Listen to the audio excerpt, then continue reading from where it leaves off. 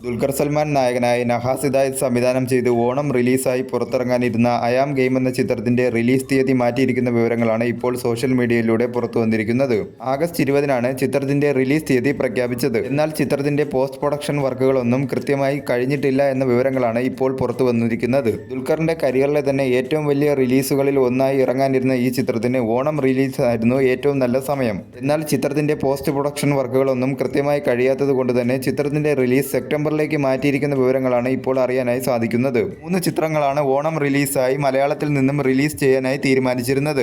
പൃഥ്വിരാജ് നായകനായ ഖലീഫ, അതുപോലെ തന്നെ ദുൽഖർ സൽമാൻ നായകനായ അയാം ഗെയിം, നിവിൻ പോളി നായകനായ ബെത്ലഹേം കുടുംബ യൂണിറ്റ്, ഈ 3 ചിത്രങ്ങളും ഓണം റിലീസായിട്ടാണ് ക്ലാഷ് ആയിട്ട് റിലീസിന് ഒരുങ്ങിയത്. എന്നാൽ അയാം ഗെയിം എന്ന ചിത്രത്തിന്റെ റിലീസ് തീയതി മാറ്റിയിരിക്കുന്ന വിവരങ്ങൾ വന്നതോടുകൂടി ആ ക്ലാഷിന്റെ ഒരു ഇമ്പാക്റ്റ് തന്നെ കുറഞ്ഞിരിക്കുകയാണ്.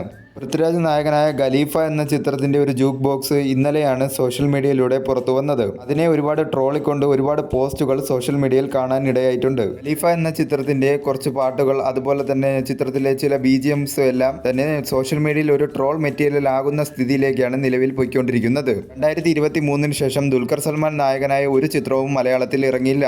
ദുൽഖർ സൽമാൻ നായകനായി മലയാളത്തിൽ ലാസ്റ്റ് ഇറങ്ങിയ ചിത്രം കിങ് ഓഫ് കൊത്തയാണ്. അതിന് ഒരുപാട് ട്രോളുകൾ കിട്ടുകയും ചിത്രം വലിയ രീതിയിലുള്ള ഒരു പരാജയമായി മാറുകയും ചെയ്തിരുന്നു. 2 വർഷത്തെ ഒരു ഇടവേളയ്ക്ക് ശേഷം ദുൽഖർ സൽമാൻ നായകനാവുന്ന ഒരു ചിത്രം വരുന്ന ആഘോഷത്തിലായിരുന്നു ദുൽഖറിന്റെ ഫാൻസ്. എന്നാൽ ചിത്രത്തിന്റെ റിലീസ് തീയതി മാറ്റിയിരിക്കുന്ന വിവരങ്ങൾ വരുന്നതോടുകൂടി ആരാധകർക്കും വലിയ രീതിയിലുള്ള ഒരു നിരാശയാണ് സംഭവിച്ചിരിക്കുന്നത്. 3 ചിത്രങ്ങളാണ് ഓണം റിലീസായി മലയാളത്തിൽ നിന്നും ഓണം തൂക്കാനായി എത്തിയത്. എന്നാൽ ആ ചിത്രങ്ങളിൽ ഒരു ചിത്രത്തിന്റെ റിലീസ് മാറ്റിയതോടുകൂടി മറ്റു 2 ചിത്രങ്ങളിൽ ഏത് ചിത്രമായിരിക്കും ഓണം തൂക്കുക എന്ന ആകാംക്ഷയിലാണ് ആരാധകരും പ്രേക്ഷകരും.